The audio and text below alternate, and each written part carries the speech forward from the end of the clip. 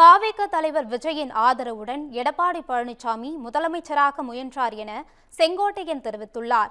ஈரோடு மாவட்டம் கோபிச்செட்டிப்பாளையம் தொகுதியில் பிரச்சாரம் மேற்கொண்ட அவர் 10 தோல்வி கண்ட பழனிசாமியால் திமுகவை வீழ்த்த முடியாது என்றார். 10 முறை தோல்வியை கண்ட பழனிசாமி திமுக வீழ்த்தவே முடியாது. அம்மாவுக்கு பிறகு தோல்விதான் தொடர்ந்து.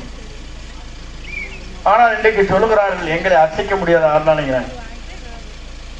திராவிட முன்னேற்ற கழகத்தை வீழ்த்துகிற சக்தி தமிழ்நாட்டில் ஒரே ஒருவருக்கு மட்டும்தான் இருக்கிறது. தமிழக வெற்றி கழகத்துடைய தலைவர் தளபதி விஜய்க்கு மட்டும்தான் இருக்குது. நத்தக்காலையூருக்கு அருகாமல் ஒரு கிளை செயலாளர் இறந்து போயிட்டு நான் பார்க்க போனேன்.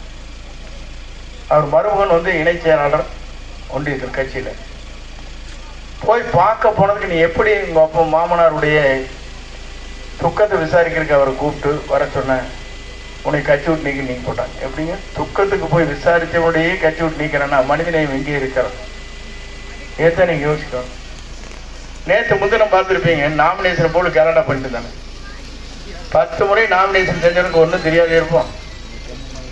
அப்படி மருமகன் தான் இங்கே ஒரே ஆட்டம். எங்கள் சேலத்து வக்கீல் 5 பேரை கூப்பிட்டு ஒரே கலட்டம். கடைசியில் ஐஏஎஸ் அதிகாரி சொன்னார், இது என்ன தப்பு இருக்கு, ஒரு தவறுமே இல்லாத நீங்க இந்த மாதிரி பண்ணிட்டு இருக்கீங்கன்னு கேட்டார். நீங்க வேணும்னா இங்க வேணா போய் கோர்ட்ல பார்த்துக்க, இங்க கலண்டா பண்ணிருக்காங்க. அப்படி என்றால் கொலைவெறியில் இருக்காங்க பேர்ல. எப்படி கட்சி விட்டு நீக்கலாம் மட்டும் பார்த்தாது, கொலைவெறியில் இருக்காங்க. அதுக்கு என்ன காரணம்? தமிழக வெற்றி கழகத்தை வச்சுட்டு ஒரு முதலமைச்சர் ஆகலான்னு பார்த்தாரு. நான் ஒன்று சொன்னேன், தமிழக வெற்றி கழகத்துடைய தலைவர் அவர் தான் தமிழ்நாட்டுடைய முதலமைச்சராக வர வேண்டுமே தவிர யார் வரக்கூடாதுங்கிறது என்னுடைய நோக்கம்.